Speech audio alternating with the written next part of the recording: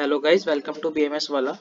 आज हम स्वास्थ्य सेकंड प्रॉफ का चैप्टर 3 रात्रिचर्या का टॉपिक लेके आए हैं, जिसमें हम various aspects of sleep like day time sleeping alertness ये वाला टॉपिक कवर करेंगे। इस टॉपिक में हम बेसिकली क्या पढ़ेंगे, स्लीप के जो पैटर्न्स होते हैं उसके अंदर एक होता है day time sleeping and alertness, यानी दिन के समय सोना और दिन के समय हमारा कैसा स्लीप के प्रति क्या व्यवहार रहता है, क्या अनुभव रहता है, वो सब इस टॉपिक में कवर करेंगे।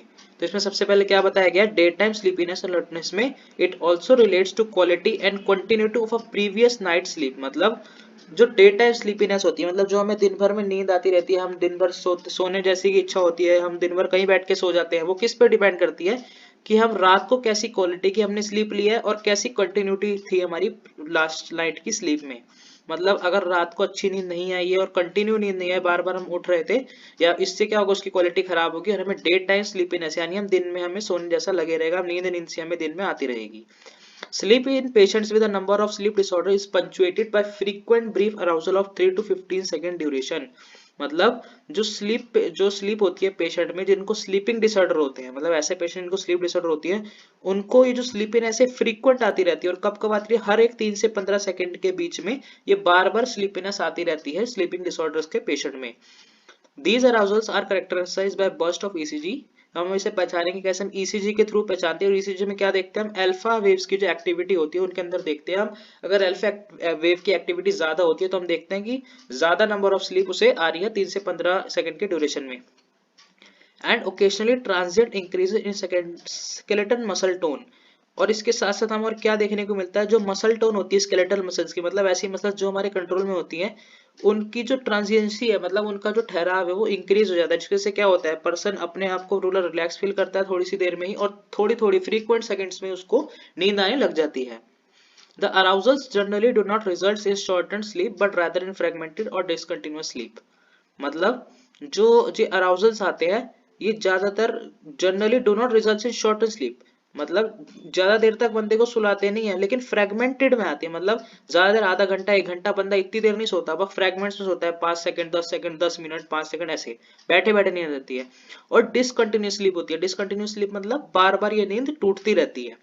This fragmentation produces day time sleepiness. और यही फ्रेगमेंट जो बार बार हमको नींद आती रहती है, नींद के झोंके आते रहते हैं, यही क्या प्रोड्यूस करती है, डे टाइम स्लीपीनेस, मतलब दिन में सोना बार बार छोटे छोटे टाइम पीरियड्स में। It is a common symptom in general population. ये बहुत ज्यादा कॉमन सिस्टम है जो आजकल हम पीपल या पॉपुलेशन में हमें देखने को मिल रहा है।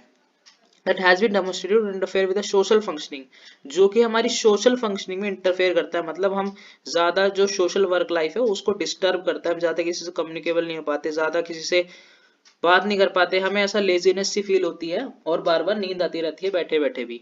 And daily task such as work performance, और हमारी डेली टास्क को भी ये क्या करता है, इंटरफेयर करता है, खराब करता है। जैसे कि वर्क परफॉर्मेंस, हम ज्यादा काम अच्छे से नहीं कर पाते, नींद जैसा फील होता रहता है। और मोटर व्हीकल ऑपरेशन, अच्छे से हम गाड़ी भी नहीं चला पाते, अगर रात को हम सही से सोते नहीं है तो सुबह हम गाड़ी अच्छे से ड्राइव नहीं कर पाएंगे, जिसकी वजह से एक्सीडेंट वगैरह भी होता है, और नींद नींद सी हमें लगती रहती है। It is associated with manifestation of abnormal sleep including snoring. इसके अंदर क्या होता है, एबनॉर्मल स्लीप पैटर्न हो जाते हैं। मतलब नींद कभी टूट रही है, कभी नहीं आ रही है, कभी जल्दी सो गए, कभी रात को देर में सोए, ऐसा स्लीप पैटर्न जो हमारे एबनॉर्मल हो जाता है। और उसके अंदर स्नोरिंग भी इंक्लूड होती है, शॉर्ट स्लीप ड्यूरेशन भी इंक्लूड हो जाती है, अवेकनिंग्स मतलब थोड़ी थोड़ी देर में जगना, जैसे रात को पहले 1 बजे सोए, पहले तो लेट ही सोए, उसके बाद फिर से 2 बजे उठ गए, फिर सीधा 5 बजे सुबह नींद, ऐसे। ये वाली जो शॉर्ट स्लीप ड्यूरेशन की अवेकनिंग्स होती है, ये बहुत ज्यादा डिस्टर्ब करती है हमारी उसको स्लीप साइकिल को। और सेकेंडरी टू लैग सिम्टम्स, हमारा रेस्टलेस लेग सिंड्रोम है, उसके पास हमें लेके जाती है, जो कि सेकेंडरी उसमें हमें देखने को मिलेगा। हम आगे पढ़ेंगे रेस्टलेस लेग सिंड्रोम क्या होता है। आगे क्या बताया गया, Epworth sleepiness scale is commonly instrument for assessment of subjective day time slowness. मतलब जो हमारी डे टाइम स्लीपिंग है, हमें दिन में जो नींद सी आती रहती है, हम कौन सी इंस्ट्रूमेंट से नाप सकते हैं, एपवर्थ स्लीपीनेस स्केल। ये एक तरह का इंस्ट्रूमेंट होता है जिसके से हम अपनी डे टाइम स्लीपीनेस हम देख सकते हैं कि वो नॉर्मल है या नहीं है। अगर एबनॉर्मल निकलती है तो हमें अपनी स्लीपिंग पैटर्न्स को चेंज करना पड़ता है। अब डे टाइम स्लीपिंग अलर्टनेस में इसके सिम्टम्स क्या क्या देखने को मिलते हैं, have chest pain and a racing heart, मतलब चेस्ट पेन रहेगा, छाती में दर्द रहेगा, और रेसिंग हार्ट मतलब धड़कन जो है बहुत तेज रहेगी। शॉर्टनेस ऑफ ब्रेथ, सांस लेने में भी दिक्कत होगी। ब्लीड एबनॉर्मली, जो खून है हमारा वो भी एबनॉर्मल लगे, सर्कुलेशन भी करेगा, और अगर वाउंड लग गया है, चोट लग गई है, तो वो भी बहुत प्रॉब्लम करेगा। फील फेंट, फेंट मतलब बेहोशी, बेहोशी बेहोशी जैसा, मूर्छना जैसा फील होता है। एक्सपीरियंस सिवियर पेन, बहुत ज़्यादा दर्द भी होता है, कभी कभी हेडेक्स होते हैं, आई स्ट्रेन्स होते हैं, कभी कभी तो पूरे सर में भी दर्द होता है। Also have night time snoring और pauses in breathing, night time को स्नोरिंग हो जाएगी, मतलब रात को सोते सोते दिक्कत हो जाएगी।